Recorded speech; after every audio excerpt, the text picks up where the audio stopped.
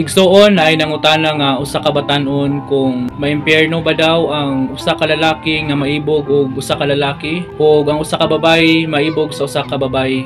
Buti pasabot ni igsuon nga makasala ba sa Ginoo, against ba sa Ginoo ang mga tawo nga ingon ni ana. Igsuon ato ang patubagon ang Biblia tungod kay ang Biblia igsuon pulong man sa Ginoo. Dili ang tawo igsuon ang muhukom sa aksyon sa usa ka tawo, kundi igsuon ang pulong sa Ginoo nga nakasulat dinhi sa Biblia. Una igsuon akong basahon dinhi sa Levitico chapter 20 verse 13. Ang pulong sa Ginoo igsuon nagaingon, kung ang usa ka lalaki makighilawas sa iyang isig ka lalaki, silang duha nakahimo og butang nga sa lawayon kaayo, busa patyon sila. Sila ra ang sad-an sa ilang kamatayon. Igsuon mao kana ang giingon sa pulong sa Ginoo dinhi sa Levitico chapter 20 verse 13. Sa laing bahin igsoon atong mabasa dinhi sa unang Korinto chapter 6 verses 9 to 10.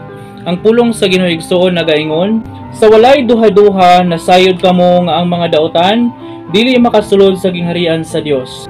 Ayaw pagpalimbong kay ang mga tawo nga makihilawason o nagsimba sa mga Dios o mga mananapaw o nakikihilawas sa isig ka lalaki o isig ka babayi o kawatan o hakog o mga palahubog o tigbutang-butang o mga malapason sa balaod dili makasulod sa gingharian sa Dios. Dugang pa niya na igsuon ang pulong sa Ginoo nga atong mabasa dinhi sa unang Timoteo chapter 1 verses 9 to 10 nagaingon, ug angay hinumduman nga ang mga balaod wala himua alang sa mga maayong tawo kundi alang sa mga malapason, sa mga kriminal, sa mga walay kahadlok sa Dios ug sa mga makasasala. Gihimo kini alang sa mga dili Diosnon ug dili balaan, sa mga tawo nga nagpatay sa ilang amahan o inahan, sa mga mamumuno, sa mga makihilawason, ug sa mga lalaki nga makighilawas sa isig ka lalaki, sa mga mamimihag og tawo, sa mga bakakon, ug sa mga nagbuhat sa tanan nga supak sa tinuod nga pagtulunan. Igsuon base sa pulong sa Ginoo nga atong nabasa, wala gingon igsuon nga gihukman ang usa ka tawo nga naibog sa iyang isig ka babaye o di ba kaya usa ka lalaki nga naibog sa iyang isig ka lalaki. Igsuon wala siya gihukman igsuon tungod kay kana igsuon dili niya tinuyuan nga maka-feel siya ni ana. Igsoon ang pulong sa Ginoo igsoon nagaingon nga ang silutan igsoon kadtong mga tawo, kadtong mga lalaki nga nakighilawas sa ilang isig ka lalaki o kadtong mga babae nga nakighilawas sa ilang isig ka babae. Igsoon katong yung naghimog aksyon, katong nagcommit gyud igsoon og pakighilawas, mao gyud to igsoon ang giingon sa Ginoo nga dili makasulod sa gingharian sa Dios. Igsoon pulong ni sa Ginoo dili ni pulong sa usa ka tawo.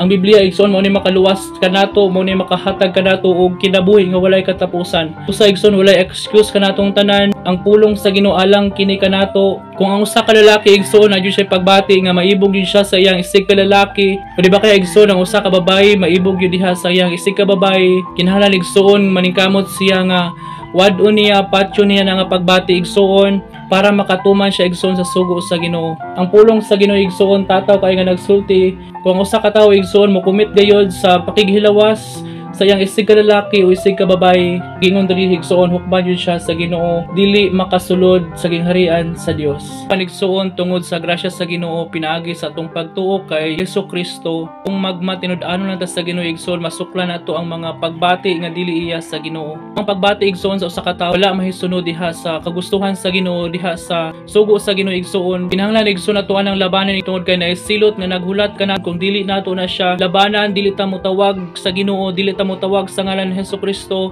Kung magpatuyan lang gihapon ta igsoon og buhat sa mga dili maayo, nagyud tay paaboton igsoon nga silot nga ipahamtang sa Ginoo kanato igsoon. Igsoon ato mabasa dinhi sa Matthew chapter 19 verses 4 to 6. Si Jesus mitubag, wala ba kamo makabasa niini sa kasulatan nga sa sinugdanan ang Dios naghimo kanila nga lalaki ug babaye? Nagingon siya, tungod niini ang lalaki mobiya sa iyang amahan ug inahan ug mutipon sa iyang asawa ug silang duha mahimong usa. Busa dili na sila duha kundi usa lamang.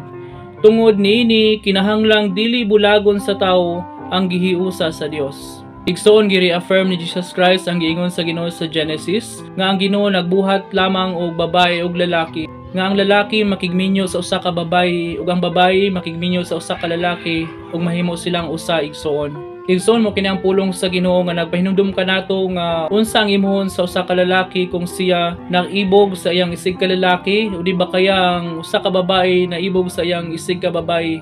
Igsoon kinahanglan nga iyang labanan, iyang pagbati, igsoon iyang patyon kining pagbatia tungod kini dili iya sa Ginoo, tungod igsoon dili kini sugo sa Ginoo. Kung mokumit ang usa ka tawo igsoon, nakasala siya sa Dios, sumala sa balaang kasulatan, sumala sa pulong sa Ginoo igsoon na tumabasa dito sa Biblia.